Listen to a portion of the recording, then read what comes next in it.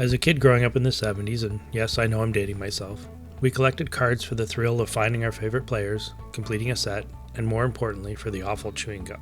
We stuffed cards in shoeboxes, tin cans, and even carried them to school loosely in our backpacks. We did not give a thought for their future value as we rifled through stacks of cards with friends and they would shout out, got it, got it, got it, need it, got it. We traded cards back and forth, assigning our own value system, not based on the condition of the card, but by the player or the team on the front. Like most kids, at recess we played a game called Knockdown, whereby one kid would place a very sought-after card tilted at an angle against a wall. The rest of us stood about 10 feet away, and one at a time we would flick one of our cards in an attempt to knock down the card against the wall. If you succeeded, you got the card. If you missed, you lost your card.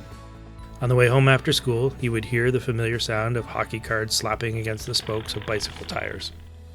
Wayne Gretzky took the hockey world by storm in his 1978-79 NHL rookie season. At the age of 18, he scored 51 goals and amassed 137 points, tying Marcel Dion for the league lead.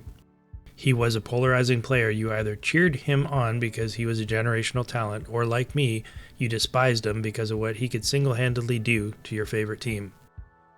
Before the arrival of Wayne Gretzky, all my friends were fans of the Toronto Maple Leafs, Montreal Canadiens, or the Boston Bruins. At the start of the 1980 NHL season, that all changed, with many jumping ship to cheer for the Edmonton Oilers. In an effort to ire the turncoats, I used my Wayne Gretzky cards to play Knockdown or make my bike sound cool. It's no wonder all my Wayne Gretzky cards look like this.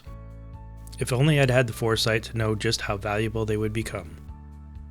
My interest in hockey cards faded in the early 1980s. It did not pick up again until the 1990 season when a new card maker named Upper Deck emerged with most beautiful, full-color, glossy cards, truly a first of its kind.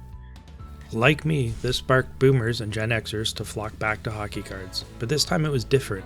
This time it was to collect them and to relive our childhood. It was also then that the players started to understand how valuable their likenesses were to the sales of these cards. The hobby would be forever changed.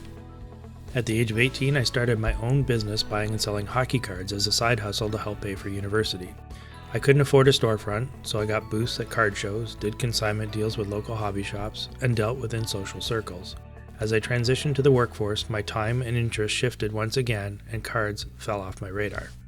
Throughout my life, I've always been a collector of some kind: stamps, bottle caps, hockey cards, etc. It's just in my blood.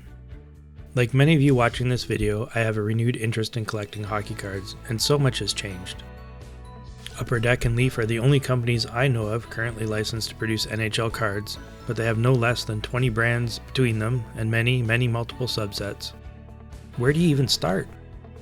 I'm hoping you will join me on my journey as I relearn the ins and outs of hockey card collecting. I'll be opening boxes, reviewing the brands, discussing values, and so much more. Whether you're just starting out or a seasoned card collecting veteran, this channel aims to have something for you. In our next episode, we will start with the box of cards that would forever change hockey, 1990-91 Upper Deck Hockey. I sure hope you will join me as I continue to relearn the sport of collecting hockey cards and come along with me on my journey. Thanks for watching.